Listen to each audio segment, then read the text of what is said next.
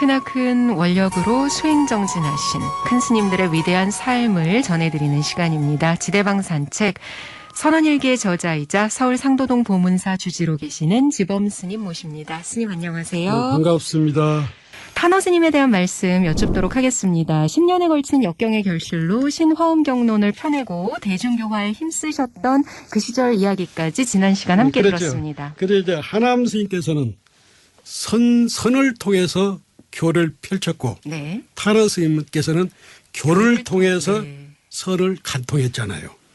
그 탄어 스님의 교학적 두 날개는 불교의 하암 사상과 그 다음에 도가의 장자였잖아요. 그래서 하암 사상을 통해서 시대를 계몽했고 장자를 통해서 여유와 건립, 무예, 자유를 펼치셨다뇨. 그러니까 그 당시 경제 발전이 우선시되던 그때 탄어 스님의 장자와 하암 사상은 그 시대 사람들한테 굉장히 지식인들 뿐만 아니라 많은 사람들이 감동을 줬죠. 특히 그 기독교의 지성이라는 함석헌 선생도 탄어 스님의 장자 강의를 듣었고, 네. 희대의 천재 양주동 박사 이분도 탄어 스님 강의를 일주일을 들었다고 그래요. 그래서 이 일주일을 듣고 나서 하시는 말씀이 장자가 지금 살아나와도 탄어만 못했다. 이게 양주동 박사하고 탄어 스님은 양주동 박사 10살이 많잖아요.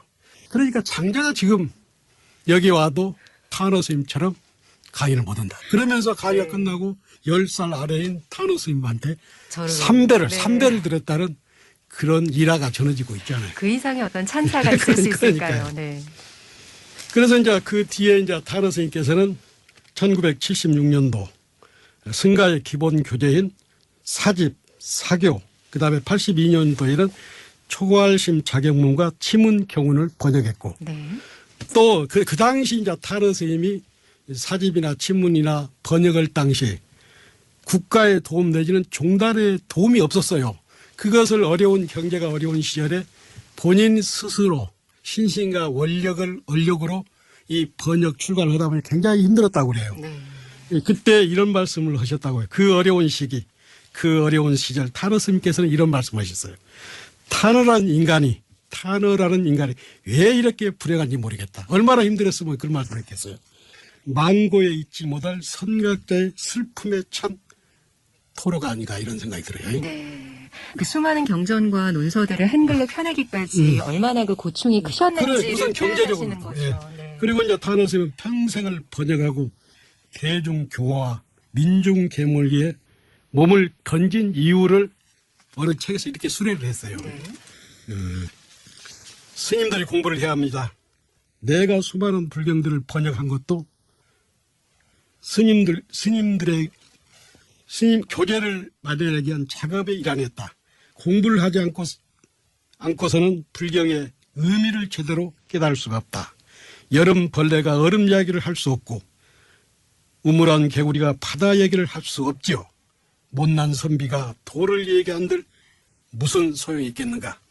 결단코 스님이 되었으면 모름지기 공부에 충실해야 한다. 내가 바라는 것은 누구든지 배울 수 있는 불교 교재가 있어야 한다는 거라.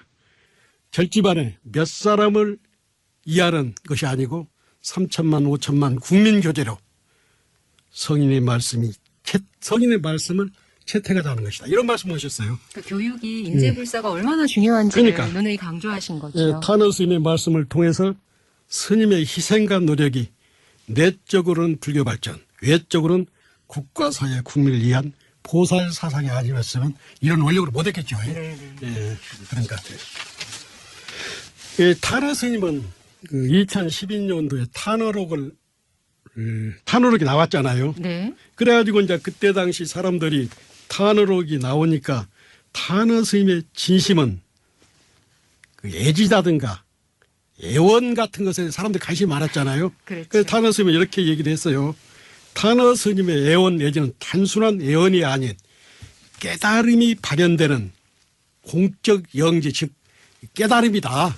그리고 탄어 스님의 애지는 달을 가리키는 손가락 같은 방편이다. 탄원 스님은 1970년도 초 고 박정희 대통령의 서거를 애겨냈고 애지했고 구소련 붕괴를 애원했어요.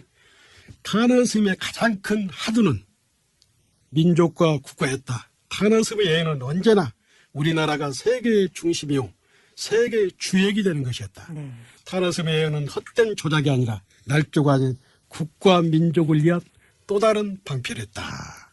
이게 탄원 스님은 이렇게 애지를 하고 애원하는 것들이 국가와 민족을 위한 하나의 방편이었다고 그래요. 예, 근데 일반 대중들은 사실 스님께서 하신 그 말씀에만 좀 많이 관심을 가졌지만 그런 말씀을 하셨던 스님의 큰 뜻을 제대로 헤아리지 못했던 것 같습니다. 그 깨달음을 통해서 국가와 민족의 한국이 중심이 되는 이런 나라를 원한 거죠, 탄원 스님이. 네. 예, 그리고 이제 그 탄원 스님께서는 비구니 스님들을 위한 가르침이 열정적이었어요. 굉장히 앞서가셨죠. 앞서갔죠. 특히 그때만 해도 비구니 스님들이 소외다셨는데 네. 한마음선언의 개창자 대행 스님을 인정을 했어요. 네. 탄원 스님에게는 그릇이 크고 바르면 성 따위는 초래버리는 대인의 기상이 있었다고 그래요. 네. 대인의 기상이 있었다고요. 예, 이후 대행 스님은 동아시아 비구니 교단에서 큰 족적을 남긴 시대의 어른 역할을 했죠. 예. 그만큼 이렇게 시대를 앞서가신 탄원 스님께서 또 어떤 말씀을 하셨나요? 탄원 스님은 한때 여성이 약한 존재로서 억압받던 시절 단연코 그 편에 섰다. 네. 오늘날 불교 집안에서 잊어서는 안 될 위대한 정신이라고 할 수 있죠. 비구니 스님들을 인정한 거예요. 그래서 탄원 스님 밑에는 항상 비구니 스님들이 공부를 배웠고 사부대행으로 아울렀잖아요. 그래서 그릇이 컸다고 할 수가 있죠. 네. 특히나 이 탄원 스님께서 건강이 쇠약해지신 이후에도 강의는 놓지 않으셨던 그렇죠. 것이. 그때도 이제 돌아가시기 직전까지도 월정사에서 대교, 이게 불교 대교과 이상 60명과 일반 사람들 6, 700명이 모여서 탄원 스님의 마지막 강의를 들었다고 그래요. 네. 예. 그리고 그 1983년도 6월 5일 71세로 탄원 스님께서는 방상굴에서 출가 41년 만에 열반에 드시잖아요. 우리는 탄원 선사가 너무 일찍 가셨다고 하지만은 그러나 탄원 스님께서는 모든 일을 해양하고 태고의 열반으로 산화됐다고 할 수 있지요. 1984년에는 탄원문화재단이 설립되고 1986년도에는 하남 스님 곁에 부도탑과 비석이 세워지고 2003년도에는 방상굴 법어집이 가는되고 2013년도에는 탄원 스님 탄신 100주년 기념 국립중앙박물관에서 한엄과 타라의 특별전이 열리죠. 그리고 2018년도에는 문강 스님에 의해서 탄원 택성의 사교 협통 사상이 박사 논문으로 발표가 되죠. 그림자 없는 그림을 그리는 것은 분명 애달픈 일이다.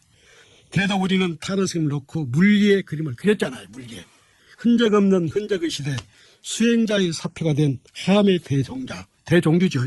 탄원 스님을 불교방송 지대방 산책을 통해서 영원한 울림으로 우리는 되살렸다고 할 수 있죠. 네. 스님 이렇게 오늘까지 탄원 스님에 대한 말씀 쭉 청했는데요. 이렇게 오랜 시간 또 준비하시고 오늘까지 말씀 주시느라고 또 스님께서도 소회가 남다르실 것 같습니다. 예, 탄원 스님은 그야말로 큰 그릇이었다. 사부대중을 승려만 스님들만 아우리는 스님이 아니고 네. 사부대중을 아우리고 민족과 국가를 위해서 계몽하고 그런 보현보살이었다.